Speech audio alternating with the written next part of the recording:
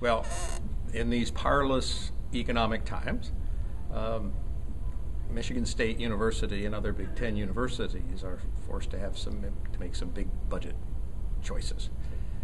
All departments are being scrutinized, including high-profile athletic departments. So the issue, overall, basic issue, is whether or not collegiate athletics are profitable, or do they drain resources from other parts of the university. But it turns out that Michigan State is one of the few universities that does generate a modest surplus, so isn't draining money, but the vast majority of athletic departments are generating losses. So what accounts for that? And of course football drives the world in terms of the revenues and the profits. And in a sense, that and men's basketball subsidizes all the other sports. In terms of other sources of revenue by type, the question is, where does it come from? Is it ticket sales? Is it media? Is it copyright? Is it donations? At a lot of schools, it is the case that the tuition and other things are paying these high-priced coaches. We're fortunate at Michigan State that that's not the case.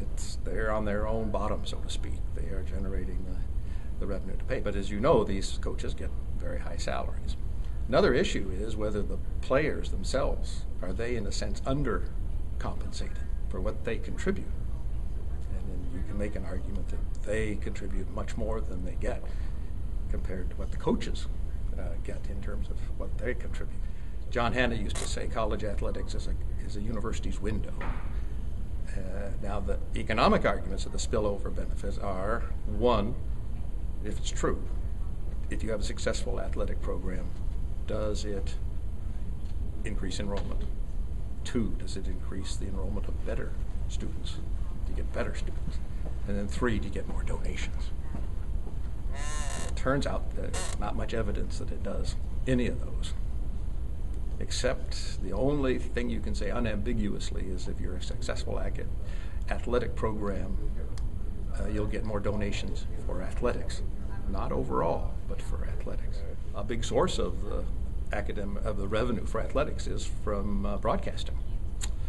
And so broadcasting revenues are shared equally in the Big Ten. So one more school, what's going to happen to the share that goes down by one university? I mean, you have one more university, so each share should be a little less. So is there an advantage to having Nebraska? Well, the advantage to Nebraska is you'll now be able to divide the conference up into divisions, and you can have a division playoff. So that will generate additional revenue because you have one more school in there. And in a sense, one more school, doesn't matter where it is, you kind of break even. But the question with the addition of the new school, but adding another school isn't necessarily going to be better for the other teams. In football and basketball, men's basketball have to do well to be able to support all the other sports that make laws. But people also have to realize that there's cross-subsidization that goes on within the university itself. The economics department generates more revenue than biochemistry or the medical school units.